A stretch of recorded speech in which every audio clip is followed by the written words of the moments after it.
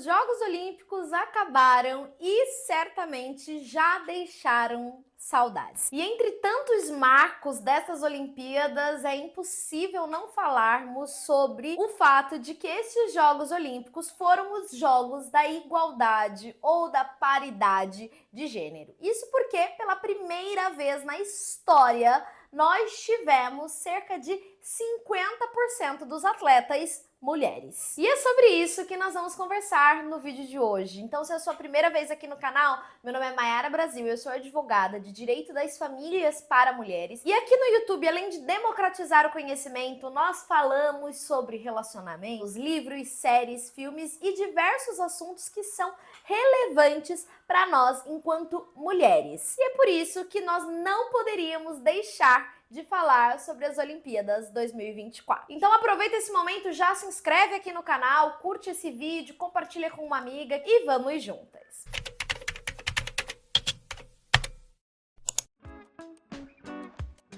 Se você me acompanhou nos últimos dias aí no Instagram, você sabe que eu fiquei enlouquecida, apaixonada pelas Olimpíadas, né? Sempre fui e agora esse ano, mais uma vez, me envolvi o máximo que eu pude, assisti o máximo de coisas que eu pude e estou neste momento, inclusive, órfã de um joguinho, sabe? De uma competiçãozinha. Mas eu quero trazer para você alguns pontos dessas Olimpíadas que foram também muito marcantes. Então, como eu já disse, estes foram os primeiros jogos em que cerca de 50% dos atletas eram mulheres. E caso você não saiba, já são 128 anos de Jogos Olímpicos na era moderna. E nas primeiras Olimpíadas, as mulheres foram impedidas de participar por serem consideradas frágeis fisicamente. E foi em 1990 que aconteceu a primeira participação de mulheres nos Jogos Olímpicos, com 22 atletas. A primeira maratona feminina em Jogos Olímpicos aconteceu em 1984, em Los Angeles, lá onde será a próxima Olimpíada. O judô feminino, que foi o responsável, inclusive, por uma das nossas medalhas de ouro, a primeira, entrou apenas em 1992, em Barcelona. Já o boxe feminino veio para os Jogos Olímpicos apenas em 2012, em Londres. Pois bem, 128 anos depois, tivemos metade das participantes mulheres. E em algumas delegações, como a delegação brasileira, dos 277 atletas que o Brasil enviou, 55% eram mulheres, o que evidentemente refletiu no nosso quadro de medalhas, uma vez que 71% das medalhas do Brasil foram trazidas por mulheres, incluindo as 3 únicas medalhas de ouro, que foram conquistadas por Beatriz do judô, Rebeca Andrade da ginástica e Ana Patrícia e Duda do vôlei de praia. A paridade de gênero, que finalmente aconteceu nos Jogos Olímpicos após 128 anos, é algo que nós buscamos enquanto sociedade em todas as outras áreas. Mas algumas pesquisas indicam que ainda serão necessários 134 anos para finalmente alcançarmos essa mesma paridade em todas as outras áreas, como o mercado de trabalho, acesso à saúde, acesso à educação e por aí em diante. Mas voltando a falar sobre os Jogos Olímpicos como um marco deste momento histórico em que finalmente tivemos a tão sonhada paridade, na cerimônia de abertura foram inauguradas 10 estátuas de mulheres às margens ali do Rio Sena, onde aconteceu a cerimônia de abertura, e essas estátuas elas foram oferecidas para a cidade de Paris como um tributo a essas mulheres que contribuíram de diversas formas para a França, ali, o país que sediou os Jogos. E agora eu vou contar para vocês quais são essas estátuas, o nome dessas mulheres e um pouquinho sobre a história de cada uma. E se você tiver mais curiosidade, sugiro que você pesquise um pouco mais sobre elas, eu tenho certeza que você não vai se arrepender.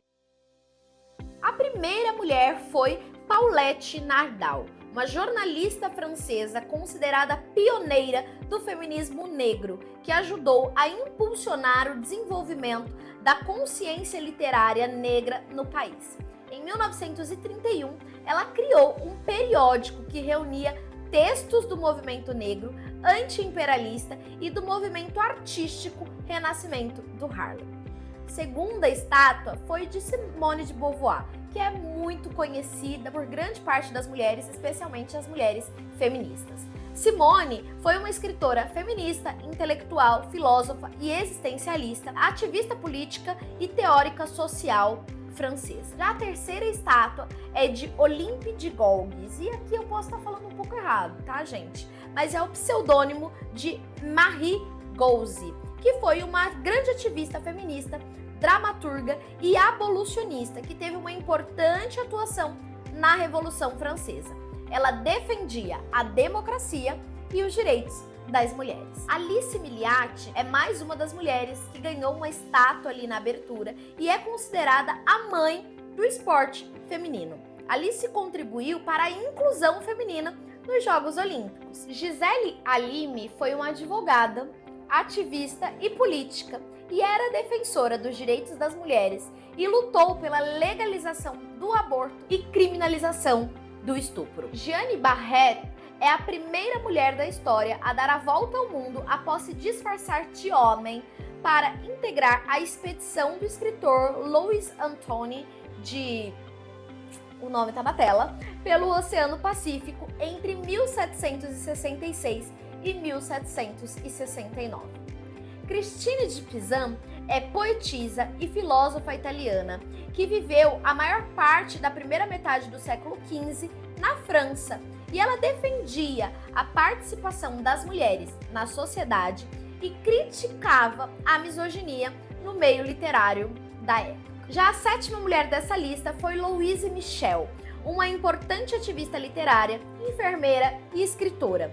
Ela se reconheceu como anarquista durante a Comuna de Paris, fazendo parte da linha de frente das barricadas e das funções de apoio. Alice Guy foi a primeira mulher a dirigir e roteirizar um filme de ficção no cinema francês. Através de suas obras, ela apresentou a sua visão feminista ao público.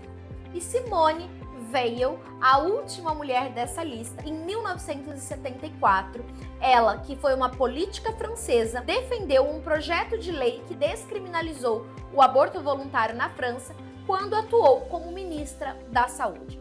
Ela foi a primeira mulher a presidir o Parlamento Europeu. E são essas as mulheres que ganharam ali estátuas na cidade de Paris. Então, quando você for visitar Paris, espero que em breve, estou aqui profetizando isso para a sua vida, você terá a oportunidade de visitar, de conhecer essas estátuas que estão ali às margens do Rio Sena. E além de tudo isso que nós já falamos, pela primeira vez em Jogos Olímpicos, existiu um espaço de apoio às mães, que funcionava como creche durante as competições e também como um espaço de amamentação, de recreação e realmente ali de apoio às atletas mães que participaram ali dos Jogos Olímpicos. E com todo esse apoio e incentivo, nós pudemos conhecer algumas atletas como a esgrimista egípcia Nada Hafez, que novamente posso estar pronunciando errado, mas ela participou dos Jogos grávida de 7 meses e conquistou o melhor resultado pessoal em Olimpíadas. E também tivemos a atleta do Azerbaijão, que aqui eu peço desculpas, mas não vou me atrever nem mesmo a tentar pronunciar o nome dela, porque me pareceu muito difícil, mas ela competiu no tiro com arco grávida. E ela contou para a imprensa que sentiu o bebê mexer antes de um tiro certeiro e importante para a competição. Mas, infelizmente, como nem tudo são apenas flores, nós também conhecemos a história da velocista brasileira Flávia Lima, que está enfrentando uma grande batalha judicial no Tribunal de Justiça do Paraná, em que o seu ex-marido e pai da sua filha tenta utilizar a sua profissão, o esporte, para descredibilizá-la enquanto mãe e impedi-la também de viajar para participar dessas competições, afetando consideravelmente o seu desempenho, não somente nos Jogos Olímpicos, mas em toda a preparação e em outras competições também. Sem sombra de dúvidas, estes Jogos Olímpicos foram importantíssimos para que, de fato, todos percebessem como o incentivo à prática de esporte por meninas e mulheres é importante. Foram inúmeros os momentos em que nos emocionamos com atletas brasileiras que trouxeram o ouro, que trouxeram medalhas ou que competiram de forma brilhante e nos emocionaram com toda a certeza. E das nossas 3 medalhas de ouro, é impossível não falarmos que elas vieram por mãos de mulheres negras, né? Ali na dupla do vôlei de praia tínhamos também uma mulher negra, e no quanto isso é representativo e importante de ser mencionado e ser dito, porque funciona assim como forma de incentivo. Uma pesquisa recente da Centauro com a Consumoteca revelou que apenas 34% das meninas sonham em serem atletas profissionais,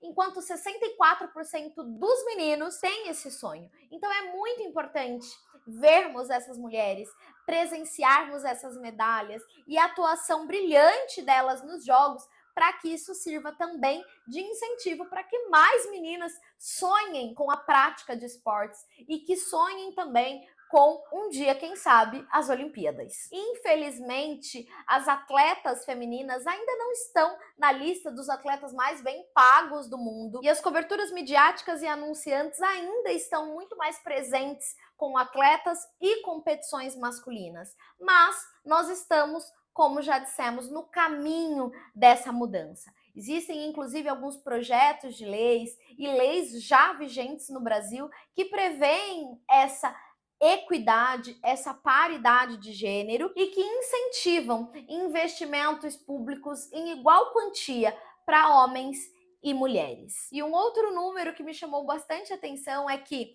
as mulheres ocupam apenas 33% dos cargos de liderança do Brasil e representam 33% do Comitê Olímpico Internacional.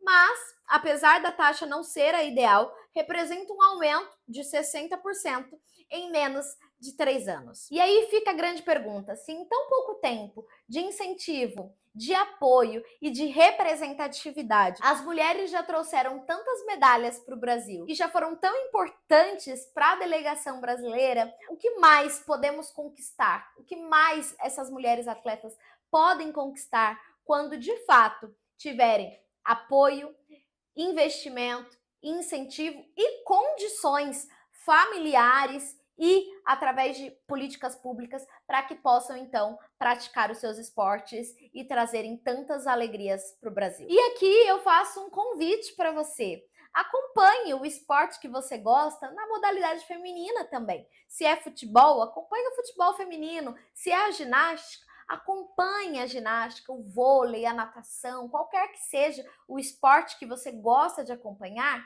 Acompanhe também durante esses próximos 4 anos estas atletas mulheres. Vá aos jogos, compre ingressos, compre uniformes, incentive também da forma que você puder, e isso certamente fará com que as grandes marcas, os grandes patrocinadores, os grandes anunciantes, as grandes mídias também percebam a importância dos esportes femininos e façam a parte que lhes cabe: divulgar, patrocinar, incentivar, para que, quem sabe, em 2028 em Los Angeles, nós tenhamos mais mulheres trazendo medalhas. E aqui vale lembrar que torcer para que mais mulheres tragam medalhas não significa que estamos torcendo para que nenhum homem traga medalha. Estamos apenas querendo mais medalhas. Deveria ser um raciocínio óbvio, mas como não é para todo mundo, fica aqui essa ressalva. E se você gostou do vídeo de hoje, deixa aqui o seu curtir, compartilha com uma amiga, coloca aqui nos comentários qual foi o momento mais marcante das Olimpíadas para você. Eu vou adorar saber. Um beijo e até o próximo vídeo. Tchau, tchau!